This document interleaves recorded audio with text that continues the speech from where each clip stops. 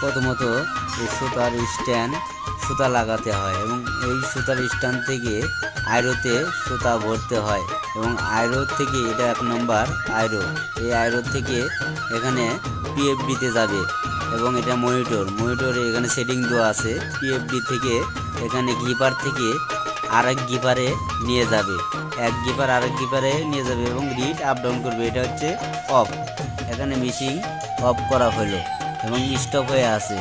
এই মেশিন আবার অন করব। হ্যাঁ, এটা আস্তে আস্তে চাপ দিলে রানিং হবে না, জোরে চাপ দিতে হবে, জোরে চাপ দিলে মেশিনটা রানিং হবে। দেখেন, হ্যাঁ, আর এটা হচ্ছে হিট আপ ডাউন করা।